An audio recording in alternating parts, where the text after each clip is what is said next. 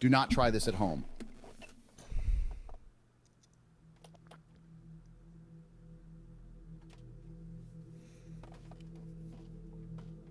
Punchmade DEV, you're a scammer. Some would say. So what got you into scamming? What got me into scamming? It's just something about just getting free money and just it's that easy, and then just taking from somebody else. That's real. And seeing. Fuck, that's real. I mean, if it's free, you know what I'm saying? It's free. That's real. Give it to bro. I seen a clip of this and bro, I already Seeing know them it's on the gonna be bad end of the stupid. stick and me on the good end of the stick, it's something about that. I love the feeling. Do you remember what your first scam was? Yeah, of course. My first ever scam was in middle school, and I might have been in like 7th or 8th grade. And around this time, I used to play sports a lot. I was playing football a lot, and they had a cheerleading squad, of course. So there was this one cheerleader. I won't say her name, but she had. So I already knew I could take advantage of her. And basically, I texted her a message acting like Cash App support, and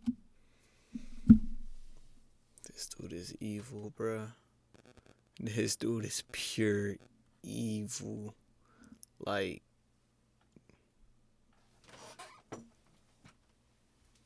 bruh. Choose your victims, like, right or something. I know she had a little bit of money too, because you know, special needs people, they get those disability checks. I know her parents were giving her money for lunch food and to spend in the cafeteria, because she would always go in there. See me, I had just the regular lunch. She would have the special lunch, and she would have cookies and chips. So that already pissed me off to see her doing better than me. So I basically logged in. Bro, you're mad that a Down syndrome girl parents have money? Or not, or that you're just broke, so you're gonna scam her? Bro, what the fuck? Bro, like, low-key think bro fell off. Cause like, I asked her for her password. I said if she doesn't give me her password, her account will. I don't even know what video this is, bro. It's just a deleted video. What the fuck is wrong with bro? Deleted, and the IRS will be after her, like something along those lines. And she texted me her password. Then I said I need the code. I got the code. I logged in. I sent myself all the funds, and I also logged into her Instagram. I posted on her account and just ruined her entire career, because a lot of the teachers, a lot of the parents follow her, because you know people just for some reason tend to cater to the people. So everybody seen the post. I was posting, making it seem like she's racist. What'd she do to you? Posting and Golly. saying and doing all of that, and she ended up getting kicked out of school, and nobody ever knew it was me.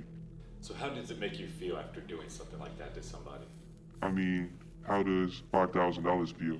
How does $10,000 feel? A lot of people don't ever see that. A lot of people don't even have that acquired at once in their entire life. So I would say I feel great. Now for the other people, I can't tell you how they feel. But I can tell you I don't give a f.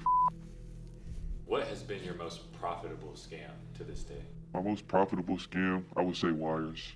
How much do you make off of one wire? It depends on what type of account it is, what type of person that is. It's a business account, a company account, a personal account. But I will say my biggest wire was for $350K out of a business account. Off of one wire? Yeah, one wire out of a business account. They did blow up slides like for the kids, and I don't want to see any of the kids happy. So after hitting a scam that big, do you not feel paranoid at all?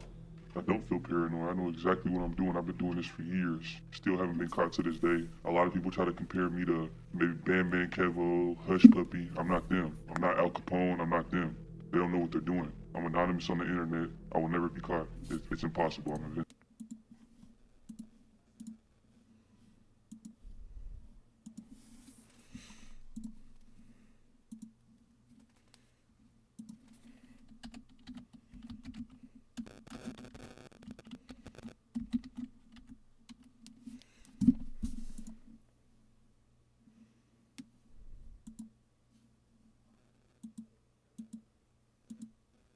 Bro, you are not anonymous, bro. Bro, you used to do 2K YouTube.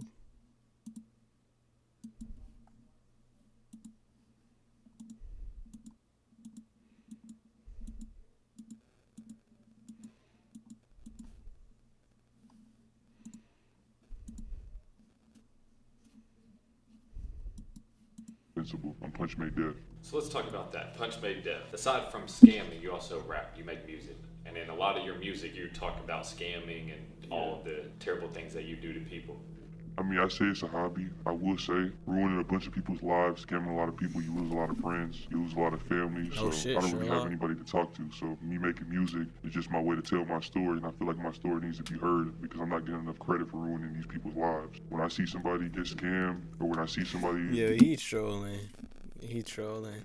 Yeah, he's not dead ass. He's trolling. life go But don't from react great to it as to if he terrible, wasn't. they're not giving me enough credit. So you feel like you're a good role model. I feel like I'm a great role model. I'm teaching kids on how to not care about others' opinions and only think Facts. about themselves. See, a lot of people just want to Facts. think about helping everybody else and putting everybody else Sometimes you need to first. be And if you put selfish. yourself first, you don't got to worry about relying on anybody else. You don't got to worry about another person's Facts. opinion. You can just do whatever you want. You can own the world. The world's in my hands.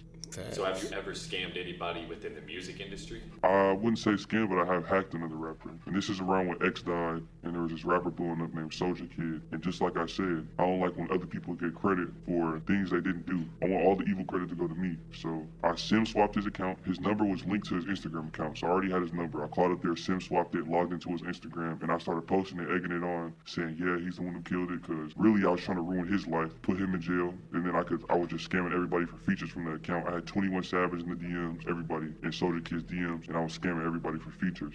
I guess that is smart that if you're going to scam somebody, it might as well be somebody somewhat famous, right?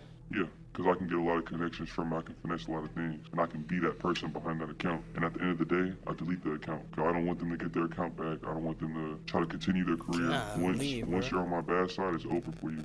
So did you really scam Aiden Ross? Did I really scam Aiden Ross? Of course. He's an easy target. He doesn't know what the he's doing. He's loose. He moves loose. He doesn't use VPN.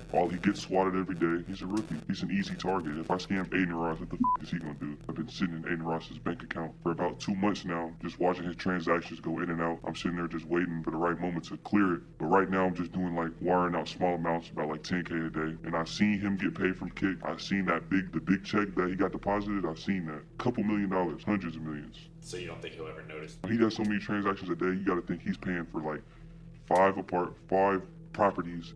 He's paying for security. He's paying for his car. Yeah, we all know he's capping, like in this video, but I wonder if he's actually doing this, like actually scamming Aiden Ross. 10,000 a day, that's a lot, but Aiden Ross is a dickhead, so. Cars. What's the little 10,000 I'm taking from him every day? He's not gonna notice. The internet portrays you as this low-life scumbag scammer, but I can tell you're definitely intelligent. What kind of student were you in school? Let's say I was a decent student. Of course, I cheated on all my assignments. I knew how to get by. I knew how to talk with the teachers, but in school, I wasn't really interested in school. I was interested in making money and other things. Were you already making money off scams in school? Yeah, in high school, I was doing scamming. So Yeah, shit, basically so, when you make a fake account of another girl.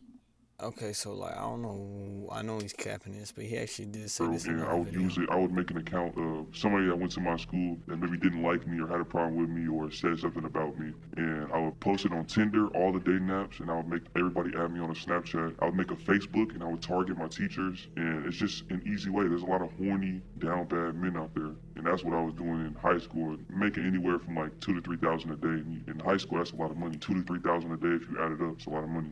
So it seems like you've done every scam in the book.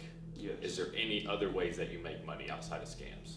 Surfing the dark web one day, I kind of get bored, and I've already, like you said, I've already hit every scam. I've done dumps, CCs, I've cleared accounts, I've cleared trust funds, and it just kind of gets boring. When you're doing it so long, you don't get the adrenaline rush anymore. So searching on the dark web, I came across the whole drug market on there, and you can find almost anything on there. And a big thing in my city is perks and pills, so I took interest into that. Is that what you're talking about on your song, Long Live Heather? Yeah, Heather played a very big role in my, I guess you could say, pill career. So you're saying that song is true? Everything I put out is the truth. I have no reason to lie. I already make plenty of money behind the scenes, so like I said, I lose a lot of people. A lot of people don't fuck with me, so I really don't have nobody to talk to or tell these stories. So I just put it all in my music. That's just my outlet. So I know you kind of walked through it on the song, but could you give us a more in detail narrative of the Heather story? Of like how I met Heather. how you met her, what happened? So this is around, well, I'm getting the pills in, right? I'm shipping them in from the dark web. I'm getting in perks, Zans. Now the thing with perks, people tend to get more like, the things with perks is, I like perks because Zans, it'll be like a lot of people, like once you get addicted to Zans and you don't have enough money for Zans, they'll do anything to get that Zan. But the things with perks, I feel like they're more addictive, they're easier to finesse. So that's what I started to go with, like it's the perks. And maybe in like the first week or two, I had plenty of clientele, I was booming, and I already had money going into this. So you gotta think, I can afford just telling the junkie, hey, bring your friend to me and I'll give you a free pill. So it started like that and I got clientele booming. Then it's when I thought, like I said, I always think how I can do more, how I can make this better and bigger. And then that's when I got introduced to mixing pills with fentanyl. The thing is, most people use fentanyl just to stretch your profits out, like from double to triple. But I was solely using it just to kill people. So that's what happened with Heather. She overdosed on one of your fentanyl pills. Heather pulled up on me trying to buy some pills, the usual, every day. And she's bringing me her $200 to $300 every single day. And she pulled up to buy the pills. And this is like my first time like cooking up the recipe. And at this time, you gotta think when I'm first doing it, I'm just mainly doing it to just stretch it out. I'm not even purposely like trying to people at this point because I'm just trying to just make more money. So she pulls up, I sell her the pills.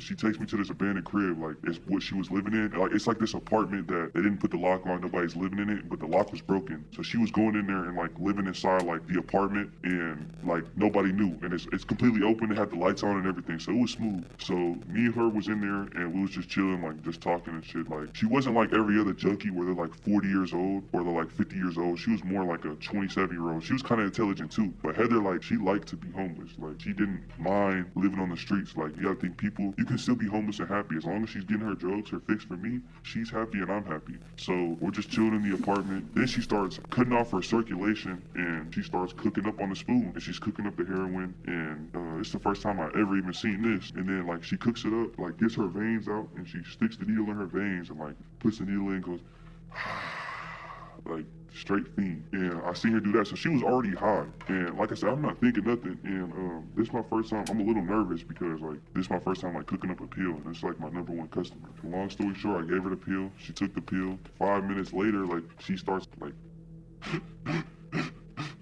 like that, and she starts having a seizure. The thing like a lot of people don't know about Heather is she's like the type to just like joke around and play. So I'm sitting there laughing at her until she starts like foaming out her mouth. And at this point, I'm just dying laughing. Like that's what really like made me addicted to just seeing how easily I can remove somebody from this world. That's what like really got me into just instead of stretching it, I went. Yo. I mean, he's capped. There's like no way he's being genuinely honest. But even while capping, that is a crazy statement to say. Like, Do that every time. And Okay, right after look. that, like I said, Heather had money. So right after she had the seizure, foaming out her mouth, I went straight into her pockets, took everything she had, took all the drugs she had and resold it. So it was almost like entertainment for you. It was entertainment for me. So it's entertaining for you to just ruin people's lives. Yeah, it's entertaining for me. Do you have any other stories of people's lives that you've ruined? I will say another like target that I like to do is like cancer patients. And the reason I like to target cancer patients is because they know they don't have much longer to live. So they're so quick to just take any risk, like live by their last day because they have nothing to live for. So, and I have everything to live for. So as a rapper, you've gone by Dev Take Flight, OBN Dev, and now Punchmade Dev. Is there a reason behind the sudden name changes? So I would say back in the day, I wasn't always the most intelligent, so I was still learning. So I would do my dirt on Dev Take Flight, and when I can feel them closing in, switch my name to another name. And I changed to OBN Dev. That's what I really got into scamming. And like I said, I'm still young, I'm still learning. Changed my name, moved states, moved countries, wherever I did. I won't tell you exactly where I moved. And then that's where I ended up at, Punchmade DEV. And then that's when I got into scamming, selling pills, everything, anything that'll make me money easily, anything illegal. So you just kind of wipe the slate clean and start fresh? Yeah, start fresh. Do you feel like you're going to have to do that soon and change your name from Punchmade Dev to a new one? Nah, because now I've learned much more from the past. Like I've learned from my mistakes and now I'm invincible. Now that I've made it through all trials and tribulations, I'm completely invincible. Like I'm more powerful than I ever was before. So Punchmade Dev is here to stay? Punchmade DEV's here to stay. I won't ever go anywhere. I will never be arrested. This will never be an end to this and nobody can ever stop me. So where do you go from here? From here, I feel like I have a website where I currently sell my pills, but I sell them as in they're not cut, and I just want to continue to grow that up. In my country, it's a big thing. In any country, it's a big thing for like just to have like homeless people everywhere. So, and people complain, they're dirty, they stink, fucking ugly. So I feel like if we can just clear the homeless people out and as many addicts out, then there won't be any addicts left, and there will be no more need for drugs. So I feel like what I'm doing is like a good cause for real. You feel like you set a good example for the youth? Yeah, I feel like I set a good example because people like homeless people and fiends and shit like that, like they don't want to help themselves. So there's literally, you can't help somebody that doesn't want to help themselves. So there's really like no other way to like get them out the way than just to like remove them. So you seen Long Live Heather, right? After seeing that video and like seeing what could happen, after that video, do you feel encouraged to take pills? Or do you feel like you don't ever want to take pills? Right. After watching Exactly. the Long Live Heather video, I would never take a pill. Yeah, so it's like I'm basically teaching the kids and the youth to not do drugs, to not fall off their feet, to not be homeless, to not be a bum. Because if you do, you'll be in the hands of me, and that's not good. You won't get out. You won't make it out. So with all these scams, all this illegal activity that you put on the internet, do you ever feel like you're gonna go down and get arrested? Never. I told you, I know what I'm doing. I don't have nothing to worry about. I'm bigger than the law. I'm bigger than the police. What if I told you that I'm a federal informant? So you said what? That I'm a federal. I already knew that shit was gonna happen. Yeah, bro, that shit kept. Ever feel like you're gonna go down and get arrested? Never. I told you, I know what I'm doing. I don't have nothing to worry about. I'm bigger than the law. I'm bigger than the police. What if I told you that I'm a federal informant? So you said what? That I'm a federal.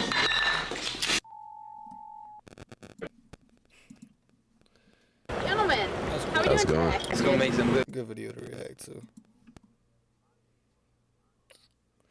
Wait, hold on. Actually, I don't know. Do I wanna? I'll make another video. Me reacting to 200.